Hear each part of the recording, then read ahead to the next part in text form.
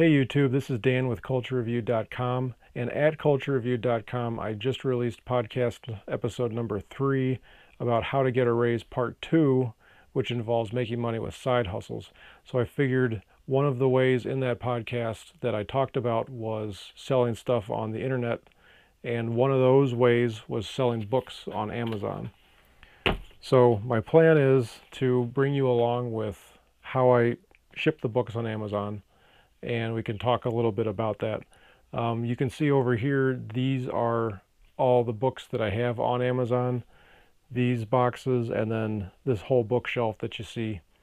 And what I do when I list each of the books is wherever they end up in either the boxes or the particular shelves is I'll put a SKU number on them.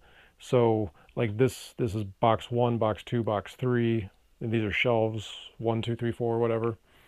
And that way, when I go get the notification that the book's sold, I know where it is based on the SKU number. So like box 2.1 or dash 1 sequentially as you fill up the box.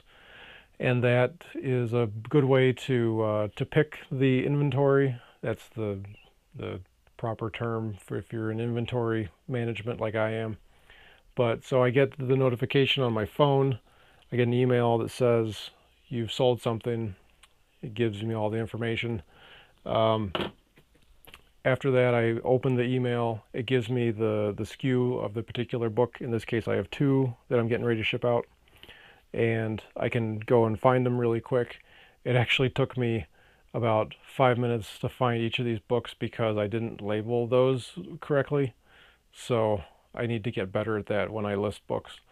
But the system, if you do it correctly, it actually works. But when there's user error, then it just goes out the window. So anyway, once you get the books, then you want to go to Amazon Seller Central, which is where you've sold the books through Amazon, and either buy shipping or just confirm the shipping. In this case, we're going to buy it. And I'm not going to show you the screen because there's my address and the person's address that it's going to. This one's going to California. So I got to put in dimensions. The dimensions don't matter. Then we'll weigh it. I've got this little scale that I got off of eBay for like, I think it was $17 or $18. This is called an Accutech, is the brand, and it goes up to 110 pounds.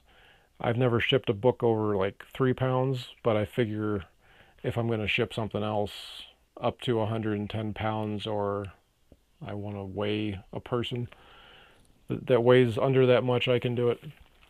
Also, I ship them in these bags. You could ship them in cardboard if you wanted, but you know, they'll hold up pretty well in just these shipping bags. These I get off of eBay. They're like a couple cents each. So you buy them by a case of 100 or 200, and it's, you know, it's an added cost, but you gotta get the merchandise to the person there. So we go ahead and weigh it. Enter the weight. Select the shipping service and print out the label. Once you do that, the label prints out. Just seal up the bag and fix the label on the bag. What I would do if I was doing this in any higher volume, either those Avery labels with the particular template, so you can just stick it on the bag, on the shipping bag, instead of I just use packing tape. It's kind of slow and annoying, but I don't do this anymore in as high a volume as to make the investment in particular, you know, shipping labels, basically. So now we'll print the label as I talk at you some more.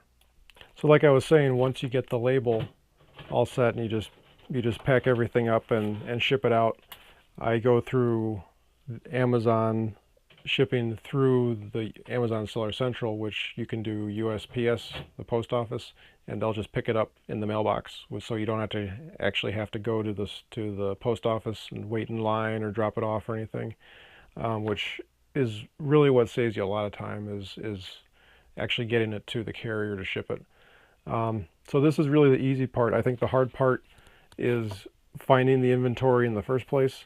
Some of these were books that I had laying around. I've got a whole more bookshelves full of my own books because I like books, and or these were family members that they didn't want, or like I mentioned in the podcast, the Culture Reviewed podcast, that I would go to thrift stores or garage sales or estate sales and scan every book with the Amazon seller app and find the ones that they were selling for less than what I could sell them for and flip them on Amazon. So that's the arbitrage, and that's one way to make money with a side hustle and how to get a raise. So if you're interested in hearing the rest of my ideas on how to get a raise, you can listen to the Culture Reviewed podcast episode 3. You can find it on iTunes or Google Play or Stitcher.